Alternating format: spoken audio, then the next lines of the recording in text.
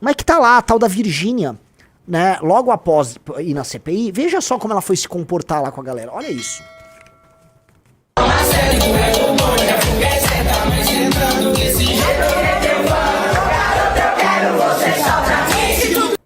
Aqui vai pegar direitos autorais. Mas é a música do Oruan. É uma música do Oruan, então já começou bem, né? Quem é esse cara aí de vermelho? É o Zé Felipe.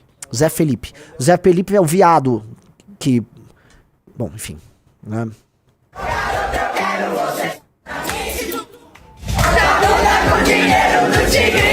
Pausa.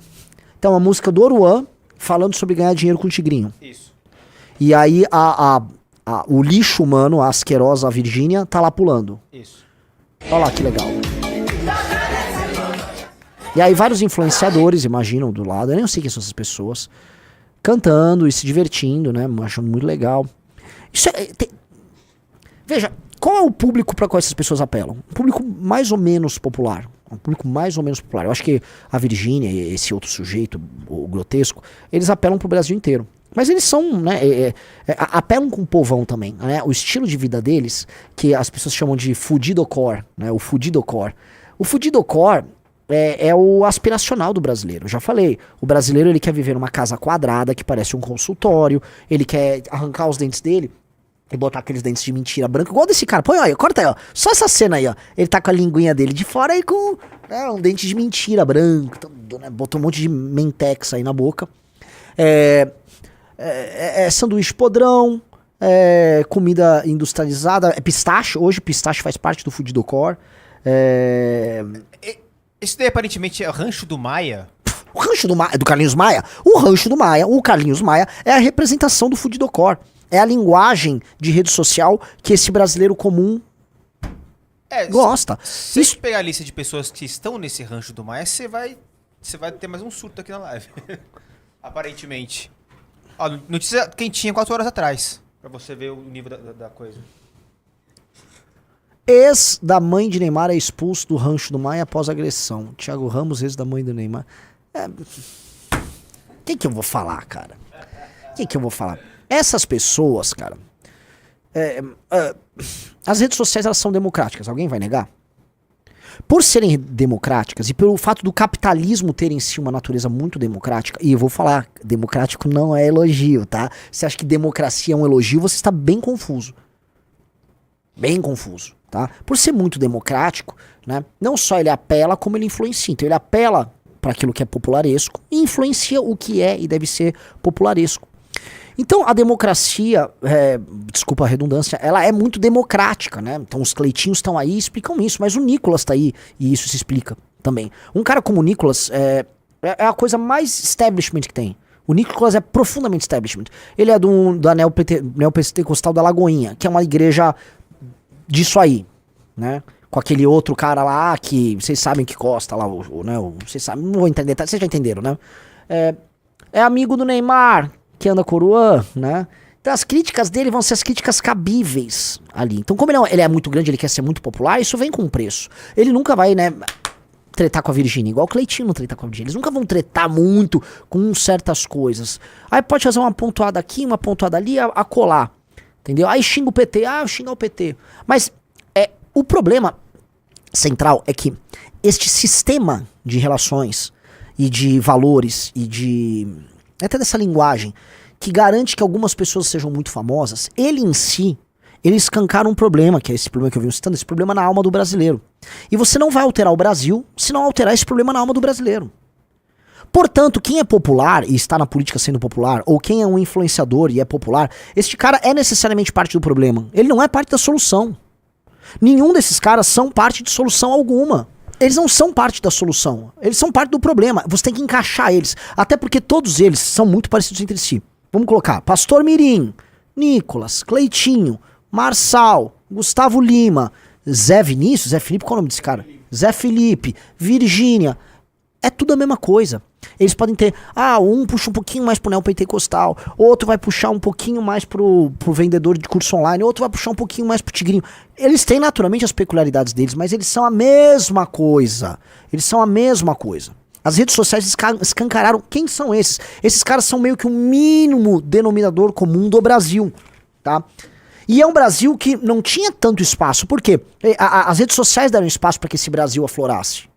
E esse era um Brasil que eles se opõem, em certa medida, ao Brasil mainstream, que é o Brasil tocado pela Globo, e o Brasil tocado Globo / Folha de São Paulo, que criaram uma espécie de um mainstream fake, que é compartilhado por certas elites urbanas progressistas. Então, a resposta popularesca a essa elite mainstream que a gente tem aí, essa coisa meio USP, meio Leblon, meio Jardim Botânico, é esse mundo, que não é em nada melhor do que o outro. São dois mundos merda, ambos têm que ser superados. Porque um é uma tentativa de imitar a elite progressista nova-iorquina, norte-americana, tá? Essa merda cosmopolita, eixo Rio-São Paulo. A outra é uma expressão, vamos dizer, de uma classe média e dos desejos e aspirações de uma classe média pouco escolarizada, que não lê, facilmente enganável, tá? Que foi se criando sozinha, por si só, tá? Não tem muitas referências que não, vamos dizer, grandes produtos que elas queiram consumir, ou estilos de vida que elas queiram viver. Elas são fruto de um capitalismo estranho, que é o capitalismo brasileiro, que criou, como um slot dos Goonies ali, né, um monstro. Esse monstro a gente tá vendo aí, tá? São esses vendedores de tigrinhos, são essas figuras que elas são grotescas. Vocês precisam entender que elas são grotescas. E elas são diferentes, sei lá, da Pablo Vittar, que é um representante pop desse mundo cosmopolita, entendido como o mundo dos globais. E esses dois mundos ficam em choque, aí você olha pros dois e fala, eu odeio esses dois mundos. Você tem que odiar esses dois mundos. Você tem que odiar. Entenda um negócio. Eu odeio o mundo da Virgínia, Cleitinho, Neymar, que é a mesma coisa. E eu odeio o mundo dos globais. Você tem que odiar porque essas são as pessoas que ocupam o imaginário brasileiro. E esse imaginário se conversa. Que é uma figura que linka essas duas pontas? Neymar. O Neymar conversa com esses dois mundos. Então há uma conversa. Há uma conversa. A Anitta conecta esses dois mundos. Tem uns elementos de conexão, eles não são completamente apartados. E essa cultura de massas definitivamente não vai nos levar a lugar algum. E eu não tô falando que a cultura de massa americana seja maravilhosa. Toda cultura de massa necessariamente é vulgar, tosca, democrática e ela é uma bosta. A cultura de massa é uma bosta. Agora, em geral, a cultura de massa, ela trata com as massas, mas as coisas que importam são tocadas por pessoas que estão inseridas em outros caldos culturais. Você entendeu? Existe um gradiente que vai da cultura de massa, popularesca, tosca, até a alta cultura. E existe esse gradiente. E aí as pessoas que ocupam posições de poder, em todas as instâncias, elas vão, vamos dizer, reivindicar um patrimônio cultural e vão estudar, acompanhar, viver um tipo de estilo de vida e também um tipo de cultura diferente da cultura de massa. E aí elas vão ocupar posições. O problema sempre foi a infiltração do pensamento de esquerda progressista nessas esferas média para superiores. Mas você tem, nos Estados Unidos tá surgindo um movimento cultural que envolve uma elite trumpista, né? Inclusive uma mistura disso com a turma do Vale do Silício, que tá criando algo pra direita americana. Isso é um fato. Na direita europeia sempre teve, tá? O Orlando pode me corrigir, mas a direita francesa sempre teve. Sempre teve. Então, a gente aqui não. A gente aqui, o que acontece? Essas pessoas toscas que compartilham essa cultura merda de massa, elas ocupam posições de poder. E elas tomam decisões, só que elas não podem tomar decisões, porque elas são retardadas. Você não pode entregar a chave do cofre pro Cleitinho, pro Abílio, pro Nicolas, que é pro Neymar, que é a mesma coisa, que é pra Virgínia. Você não pode entregar, tá, as coisas que importam pra retardado. Mas como as coisas são muito democráticas aqui, são mais democráticas do que as pessoas imaginam, o Brasil é muito democrático. Aí, cara, figuras que não podem estar nessas posições estão. De todos os lados. Eu vou chegar lá na esquerda. Então, tem um problema aí. Tem um problema muito grave. E ninguém quer tratar do problema porque você não fica popular falando do problema. O que eu estou falando é altamente impopular. Eu estou fechando portas. Eu estou fechando porta aqui, ó. Tum, tum, tum. É ou não é? Agora, não existe caminho com esses caras. Então, eu posso ficar falando pra vocês. Ó, galera, tem um plano. Não dá pra ter um plano. Não dá pra ter um plano. Não dá pra ter um plano com o Cleitinho. Não dá pra... Ah, não, Gustavo Lima tem um ponto. Gustavo Lima não tem um ponto. Vamos ver o Felca falando disso? Esse cara tá indo muito bem, tá? Esse cara tá falando coisa com coisa. Vamos lá. Eu vou terminar aqui. Posso você mandar um abraço pra minha esposa, pra minha filha? Claro. Com certeza. Ô, Cleitinho, eu sabia que eu te conhecia de algum lugar. Que fofo, ele pede uma foto. A sensação que dá essa CPI é que é um grupo de amigos brincando. Eu quero falar sobre algo que se perdeu nessa CPI. O foco. O que eles estavam discutindo, apesar das risadas, é algo extremamente sério. É uma questão de saúde pública. Os vícios em jogo de azar têm nome, pessoal. Chama ludomania. É reconhecido como transtorno mental pela OMS, com sintomas parecidos com a dependência química. A diferença é que o cigarro promete e entrega. O jogo às vezes só promete. Esse vício leva a pessoa a se isolar, conflitos familiares e uso do seu dinheiro e dos outros para continuar jogando, resultando em endividamento e falência. E adivinha? Adolescentes são os mais vulneráveis aos riscos dos jogos de apostas. Então, vale a pena a senhora continuar? Isso vai ser uma coisa que eu vou chegar em casa e pensar. Eu respondo.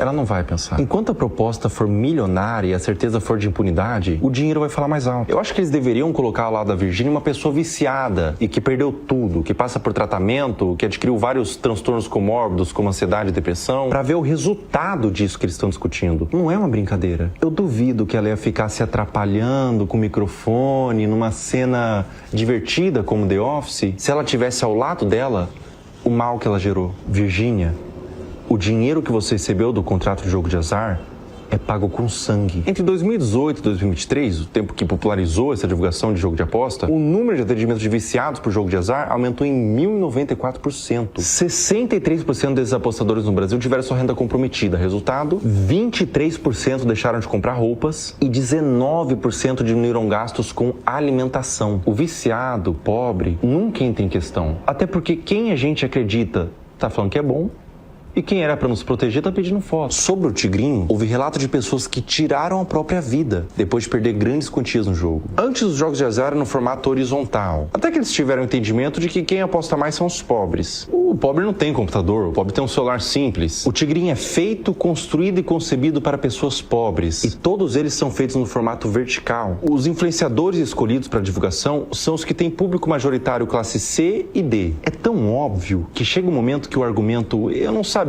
eu só divulguei", não cola mais. 25 anos atrás, quando foi proibida a propaganda de cigarro e todas as outras medidas, o uso caiu em até 40%. Eu peço que vocês divulguem e engajem todos os vídeos de pessoas que falam sobre o assunto denunciando. Questionem seus influenciadores preferidos. A sensação de influenciador ao receber um contrato de jogo de azar deve ser de medo. É você o único agente dessa possível mudança. Para que menos pessoas acreditem num sonho ilusório de um império bilionário fundado pelos ricos com o dinheiro dos pobres.